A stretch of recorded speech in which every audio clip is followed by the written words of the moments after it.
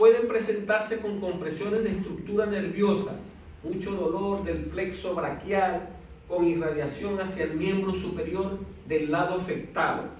Compresiones vasculares. Si existe un tumor que me comprime la arteria carótida primitiva, el paciente puede tener incluso alteraciones de la conciencia, ¿ok?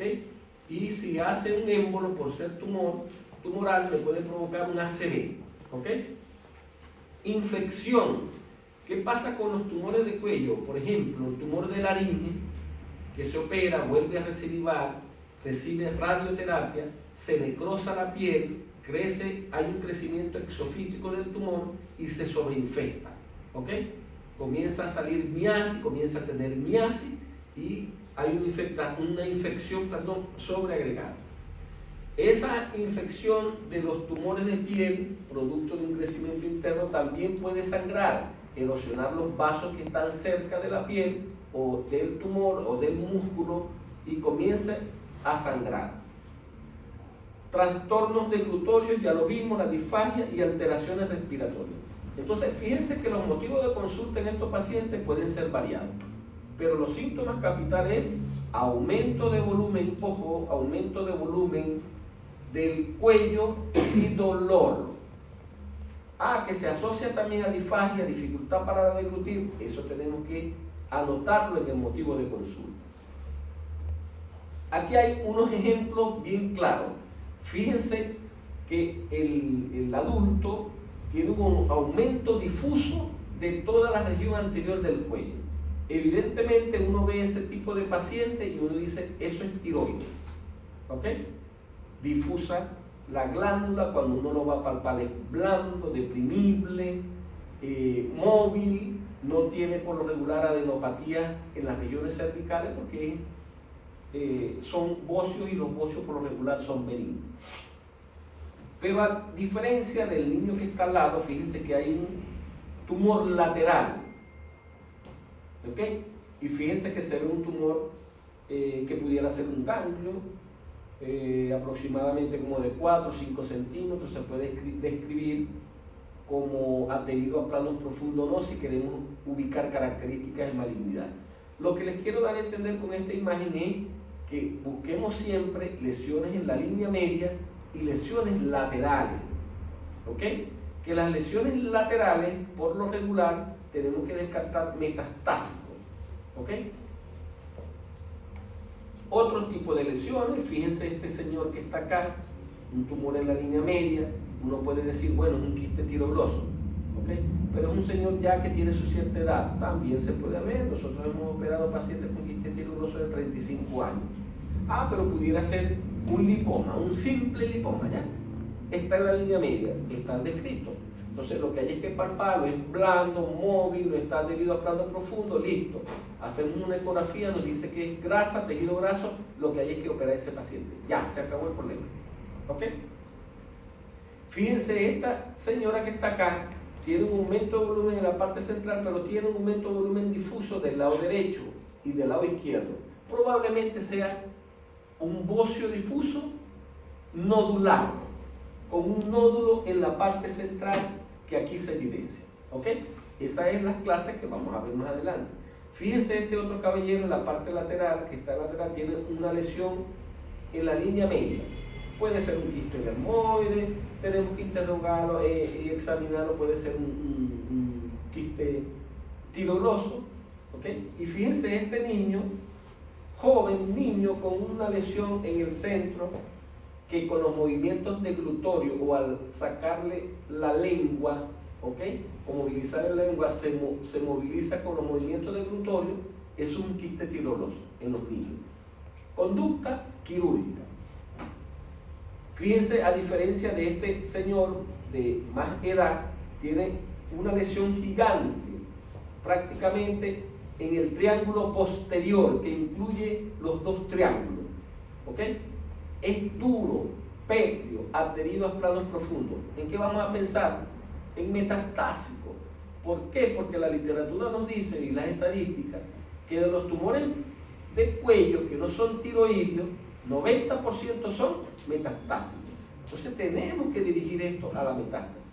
buscar cualquier tipo de tumor en cabeza y cuello, orientarlo con una tomografía de cráneo, de cabeza y de cuello, incluso ubicar metástasis, como habíamos dicho, de pulmón o metástasis de la vía aerodigestiva superior. Y aquí hay otro joven que fíjense que una lesión lateral, un ganglio cervical gigante, ¿ok? Estos ganglios hay que tomarle biopsia igualito, porque de repente estamos en presencia de una enfermedad linfoproliferativa y tenemos que buscar alguna forma de diagnóstico precoz. Recuerden que las enfermedades, cuando se diagnostican precozmente, la evolución va a ser mucho mejor y mucho más satisfactoria. Ahora bien, en el examen clínico, ¿qué es lo que vamos a hacer? Cuando veamos algún tipo de tumoración, tenemos que examinar la cavidad oral, fosas nasales, oído, ¿okay? Todo en busca de cualquier abombamiento o tumoración de esas áreas. Porque si yo veo que una cuana está desviada hacia el lado contralateral y el paciente ha tenido epistaxis, yo tengo que pensar que probablemente el tumor está ahí. Y si tiene un ganglio en el cuello, yo digo que es metastásico al cuello. Así tenemos que pensar para el diagnóstico. Aquí se está revisando la cavidad oral. Recuerde que la mayoría de las lesiones dentarias son por caries dentales y que me pueden provocar adenopatía cervical, que si no se hace aseo periódicamente, hay pacientes que no se hace el aseo regularmente, pueden cursar con adenopatías crónicas. Revisar las fosas nasales, como en este caso, es decir, fíjense todo lo que uno tiene que evaluar. ¿Okay? Si yo ubico una adenopatía en la región cervical, y esto lo tenemos en consultorio, lo podemos hacer. Sacamos la lengua, un bajalengua, alumbramos la orofaringe, vemos las amígdalas, si están aumentadas de tamaño o no, vemos los pilares de las amígdalas, vemos la lengua, podemos ver la base de la lengua, vemos las encías, si existe algún crecimiento anómalo, etcétera, etcétera, etcétera. Eso lo podemos ver, ¿ok? Que en el consultorio tenemos un otoscopio, observamos a través del otoscopio cómo está la membrana, si el cono luminoso de Waldes está ahí, o el cono luminoso se ve, o hay un abombamiento o no, ¿okay? O un tumor del conducto auditivo externo. Con relación a la parte de las fosas nasales, también la podemos evaluar, epistaxis, etcétera, etcétera. De tal manera que tenemos que hacer un examen de la cabeza completa en los pacientes.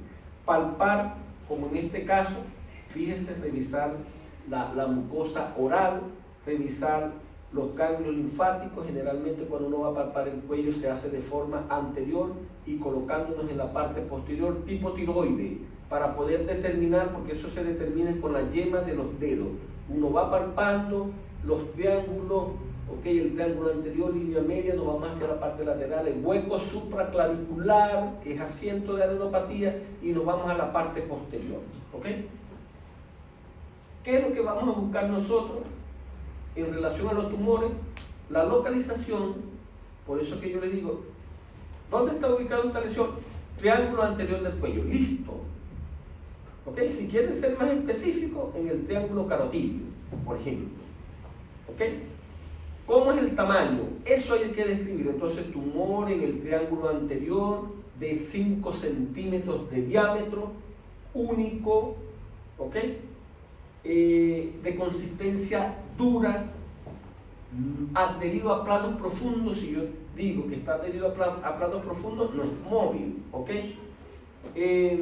la superficie si puede estar fistulizada o no, o está erosionada, con sangrado, si es dolorosa o indolora, cómo son los bordes de la lesión, si son regulares o irregulares, los contornos también regulares e irregulares, y si lo que nosotros estamos palpando es un acceso, va a estar con temperatura elevada. Entonces, fíjense todos los detalles que nosotros tenemos que describir en un tumor de cuello para poder definir si es maligno o benigno. Tenemos estos dispositivos para evaluar las cuerdas vocales, eso lo podemos hacer un examen rapidito. Fíjense que las cuerdas vocales es una B invertida, ¿ok?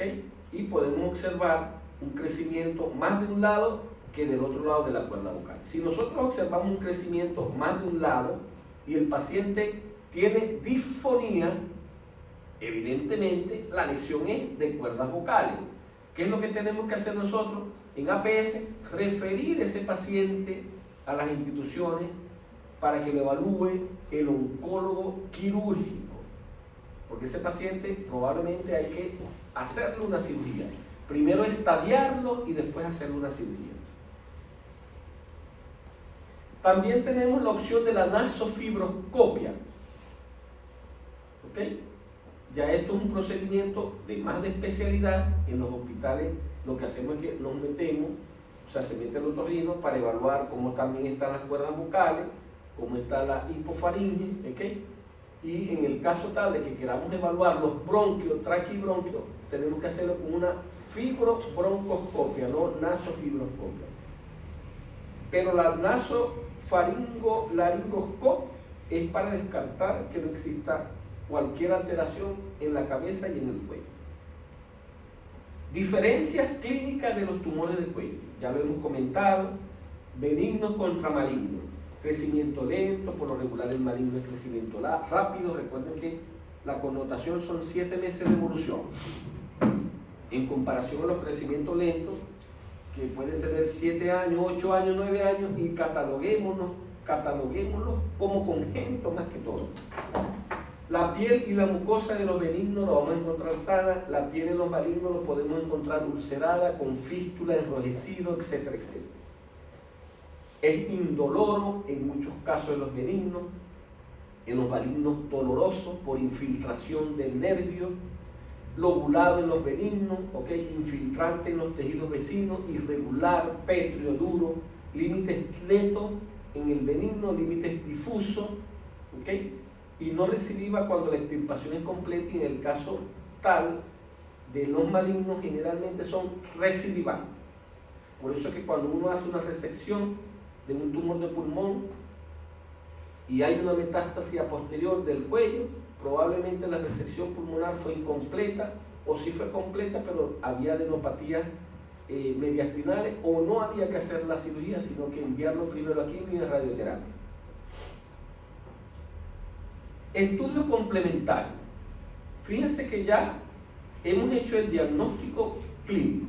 Evaluamos un paciente, tiene una lesión, decimos que es tiroidea. Y ya. Y en otro grupo decimos que es no tiroidea. Entonces, comenzamos con el plan de diagnóstico de certeza. ¿Ok? Y por supuesto, la estadificación. Con la estadificación no nos vamos a meter mucho, porque eso es un tema ya de más complejidad y que lo manejamos ya en sexto año con los muchachos de sexto año, incluso con especialidades. Ahora bien, ¿qué estudio diagnóstico tenemos nosotros? Primero la PAF, esa es la biopsia con aguja fina. Cualquier lesión que se tenga en el cuello, palpable, grande, punzarlo con una inyectadora con aguja 21G, que es la normal que usamos nosotros, es la verde, obtener muestra y aplicarlo en un portaobjeto, estirarla y aplicarle un fijador, por lo menos vale Alberto BO5, cualquier de esos fijadores de pelo, y enviarlo a un patólogo, nos da el diagnóstico. Eso es lo que tenemos que hacer, ¿ya? ¿Por qué? Porque teniendo un diagnóstico, si es un linfoma, no se opera ese ganglio, se deja tranquilo, se envía anatomía a discusión con oncología médica para iniciar el tratamiento con quimioterapia. Recuerden, el linfoma, el tratamiento es quimioterapia, no quirúrgico, ojo. Cuando máximo se lleva al pabellón, a paciente a pabellón para hacer una biopsia del ganglio cervical, un ejemplo, cuando la PAF no dio positiva. Segundo, la biopsia quirúrgica. Esto se usa mucho también en los nódulos tiroideos. Un nódulo tiroideo se hace una biopsia con aguja fina, reporta que es coloideo, es benigno, ya. igualito hay que operarlo por un nódulo tiroideo. ¿Ok? A veces las biopsias de tumores no dan diagnóstico, las biopsias con PAF.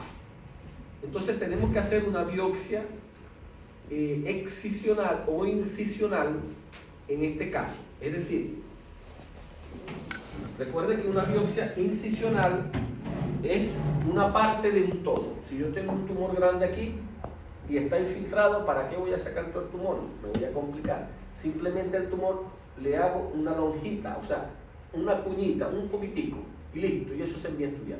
A veces hay lesiones que si son benignas o son malignas, estoy sospechando un linfoproliferativo, pero es un ganglio, yo lo puedo sacar completo. Esa es la biopsia excisional. Saco completo la lesión y lo envío a estudiar. ¿Okay? A nosotros lo que nos interesa es una biopsia para que el paciente comience el tratamiento definitivo. Lo tercero es la biopsia por congelación. ¿Quién sabe qué es una biopsia por congelación? Una biopsia por congelación es la misma biopsia que se hace intraoperatorio. Por ejemplo, el paciente, lo que pasa es que en el hospital no disponemos de ese recurso, en tal caso lo hay, los oncólogos quirúrgicos se meten a operar a un paciente de un tumor de cabeza y cuello y hacen una biopsia. O por ejemplo, los cirujanos torácicos, metemos a pabellón, abrimos el tórax, no lo estudiamos previamente porque no se pudo, y tomamos una muestra de la lesión pulmonar. Eso se lo lleva el personal de enfermería a anatomía patológica y nosotros esperamos en pabellón que nos den el resultado. Eso lo llevan a patología, el patólogo prepara esa muestra inmediatamente. Cuando tenga la información, no se tarda más de 10 minutos, informa a pabellón, nos llama a nosotros, mire, la biopsia que enviaron resultó un adenocarcinoma, ¿ya? Entonces ya sabemos que nosotros tenemos que culminar la lobectomía o ampliar la cirugía. Si dice, no hay nada de malignidad, lo dejamos tranquilo. Eso es una biopsia por congelación, ¿okay? Una biopsia que se realiza intraoperatoria y el resultado es inmediato para tomar conducta y decisión posterior. La otra forma de hacer biopsia es que si ninguna de las anteriores nos ha dado, pero es difícil, pues que la biopsia por ejemplo, hacemos una cervicotomía exploradora. Hacemos una cirugía y sacamos el cambio, listo. O por ejemplo que no dispongamos de una biopsia por congelación en la institución. Y el otro es un vaciamiento funcional del cuello, pero eso es más de término de oncología médica. Lo que me interesa es las primeras 4 para diagnóstico histopatológico, ¿ok? El vaciamiento funcional del cuello es cuando, por ejemplo, existe un tumor de laringe que los oncólogos lo operaron en un estadio 2 y quedó bien, pero al cabo de 5 años el paciente presenta una metástasis cervical, una nueva tumoración cervical o varias lesiones cervicales. El oncólogo médico, como ya conoce su paciente, que le hizo una cirugía de laringe, puede optar a hacer un vaciamiento ganglionar, es decir, quita todos los ganglios del cuello y por supuesto eso tiene que enviarlo a biopsia, esperar a biopsia. Si es una recidiva del tumor anterior, ese paciente hay que volverlo a tratar, ¿ya? Que es lo más frecuente, porque ¿qué es lo que dijimos nosotros en antecedentes? Tenemos que considerar las cirugías previas que haya tenido el paciente. ¿Cuáles son los estudios que nosotros tenemos que hacer? Recuerda que en el equipo, en el grupo que yo tengo, hemos hecho el comentario que la radiografía de tórax es lo inicial que nosotros tenemos que hacer en un paciente sintomático respiratorio. Un paciente que tiene más de 14 días de evolución con tos, expectoración mucopurulenta, fiebre. ¿Qué le vamos a hacer? Primero examinarlo, auscultarle los campos pulmonares. Si auscultamos crépito o ronco buloso, el próximo paso no es hacer un escáner, el próximo paso es hacer una radiografía del tórax, vea.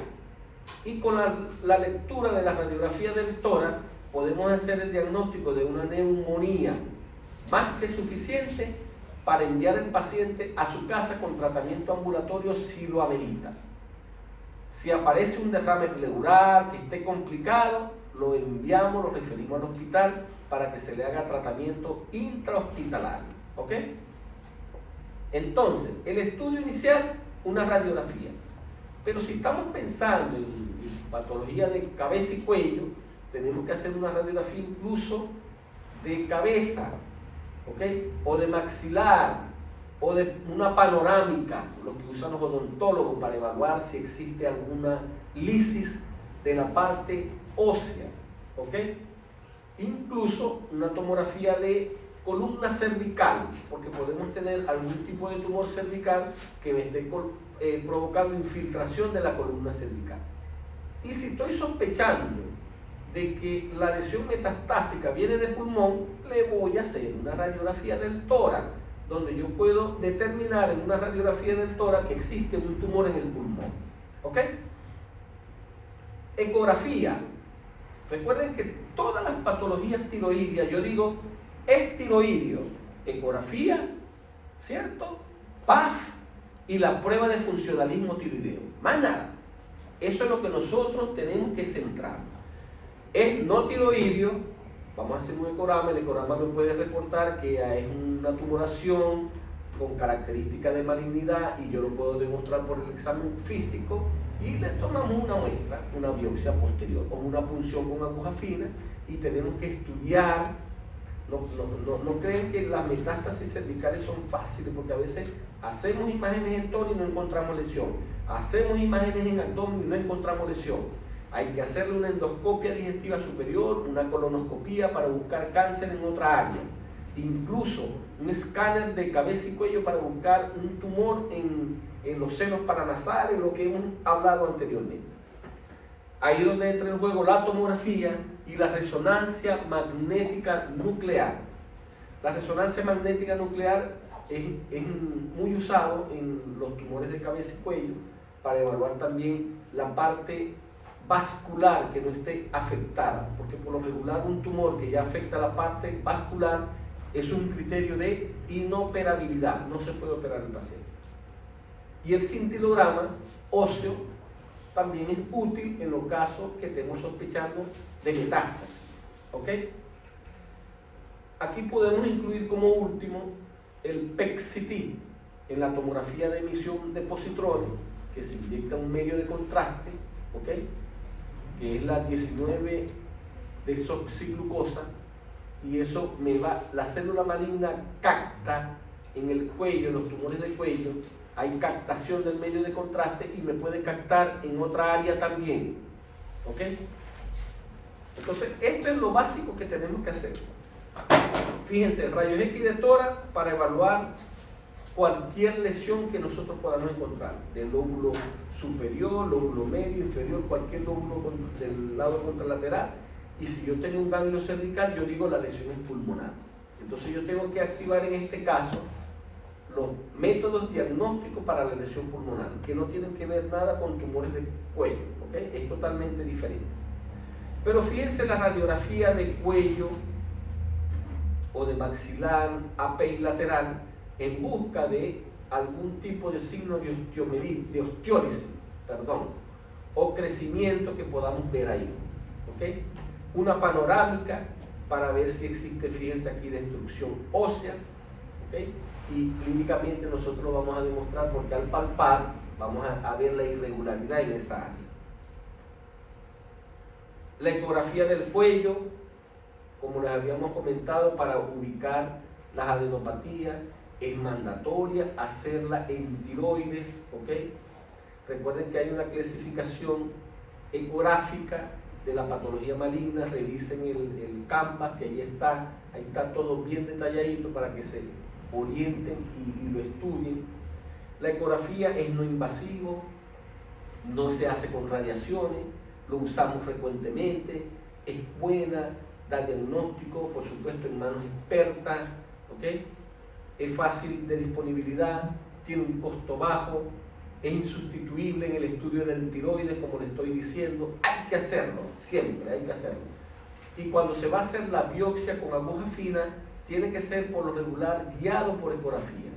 excepto que hayan unas lesiones muy palpables, que no es necesario que yo le haga una ecografía, sino que con la aguja yo la introduzco, hago los movimientos respectivos y tomo la muestra. Evaluar neuropatías múltiples, como habíamos dicho, patologías inflamatorias, neoplasias de las glándulas salivares. Fíjense que tenemos hartas informaciones en relación a la ecografía. Permite realizar biopsia con la aguja fina y diferencia un acceso de un flegmón leñoso. ¿Okay? Recuerden que el acceso se ve una colección, en el flegmón por lo regular no se ve colección y eso lo puede identificar o diferenciar la ecografía. Por supuesto nos va a evaluar si existen masas únicas o varias, que nosotros también lo podemos palpar en el cuello, pero a veces es difícil poder predecir otros tipos de lesiones, y si los hay con ecografía que aparecen muy chicas, sólidas, quísticas o mixtas, y relación con las estructuras subyacentes. Bueno, esta tumoración está desplazando la vena yugular interna o el paquete vasculonervioso del lado derecho. ¿Okay? Eso lo puede informar una ecografía simple y lo tenemos a disponibilidad. La tomografía, fíjense que para buscar lesiones del cráneo, o sea, de la cabeza o del hueso, de la parte ósea, deformidades, ahí es donde nosotros tenemos que ubicar. La tomografía es un buen estudio, es de mayor utilidad, puede hacerse también con contraste si el paciente lo amerita. No está indicado con pacientes con adenopatías únicas, no vamos a hacer una tomografía para una adenopatía, hagamos ecografía, el examen clínico y la ecografía. La tomografía generalmente para evaluar estructuras intracraneales, por ejemplo, o estructura del macizo facial, tumores que estén en los senos paranasales, tumores que estén en el seno frontal, en los senos etmoidales, ahí es donde vamos a evaluar, tiene mayor, es más categórico en ese sentido. Mayor rendimiento en estudio preoperatorio, ¿okay? De los compromisos de ganglio linfático a nivel cervical. Todo paciente que va a cirugía tiene que ir con un estudio de tomografía. En el tórax se usa con mucha frecuencia también. Búsqueda de tumor primario de cabeza y cuello, excelencia. ¿Okay? Es digamos un gol estándar en el uso de la tomografía de cabeza, de búsqueda de tumores de cabeza y cuello. Y la ventaja, como les había comentado, de que puede usarse medio de contraste para evaluar la parte vascular. Sin embargo, la resonancia magnética es el mejor estudio para evaluar la continuidad o la afectación vascular. Es un examen también no invasivo, lo único es que es más costoso, no todo el mundo tiene el alcance y algunos hospitales no tienen esas prestaciones de hacérsela a los pacientes. ¿Okay? Por supuesto se usa con menor frecuencia que la tomografía, como les comenté, mayor costo, usados en tumores de la base del cráneo, ¿ok? Diferencia el tejido tumoral de fibrosis, postquirúrgica o postradiación. Ahí es donde tiene una mayor indicación. Esos pacientes que han sido operados del cuello de un tumor maligno y que hayan recibido radioterapia. Evaluar también relación con los tejidos blandos y la parte nerviosa, ¿ok? Es bueno en ese sentido. De tal forma que la resonancia magnética tiene uso limitado. Primero nosotros vamos a utilizar la tomografía si vamos a descartar un tumor de cabeza y cuello, de cabeza generalmente, o del macizo facial. ¿Okay? Si me lo determina la tomografía, no es necesario hacerle la resonancia magnética en este caso. Y la gammagrafía o el cintilograma óseo también es útil en busca de metástasis de la parte ósea. ¿Okay? Se usa el tecnesio 99 en la parte ósea. En el tiroide utilizamos el yodo radioactivo, ¿okay? Para el tratamiento de la tiroidectomía total post carcinoma de tiroides, es decir, el carcinoma papilar del tiroides, que es el más frecuente. Después de la resección quirúrgica o la tiroidectomía total del carcinoma papilar del tiroides, es decir, tumor maligno del tiroides, el próximo paso es el tratamiento con yodo radioactivo, ¿ok? Para terminar de hacer una ablación total de lo que pueda quedar microscópico. Y la metástasis de origen sistémico, o sea, la metástasis pues, que se considera de origen sistémico, el PET-CT, lo que les había comentado, la tomografía por emisión de positron.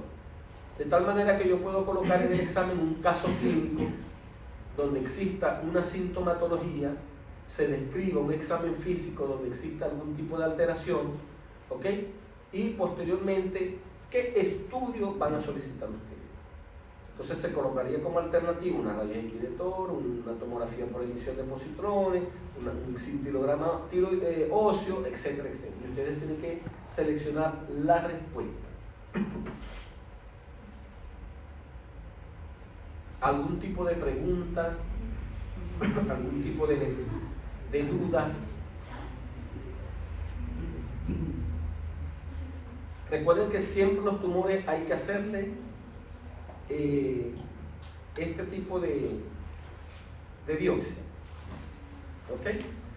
Yo creo que en hora y media, ustedes se van a la hora y media, yo puedo dar la otra actividad. Reposamos unos 20 minutos, no sé si están de acuerdo, y nos ahorramos el sábado para que durmamos todo el día. ¿Les parece? ¿O no quieren? ¿Qué opinan? ¿Ah? ¿Descansamos o lo hacemos el sábado? Estamos cansados porque recuerden que el sistema límbico, el sistema de estar atento, dura 1 hora prácticamente. Está 2 horas, pero podemos dar un reposo. ¿Alguna pregunta, alguna duda? Es frío. ¿Alguna duda, alguna pregunta? ¿Alguien llegó después, verdad? Nombres.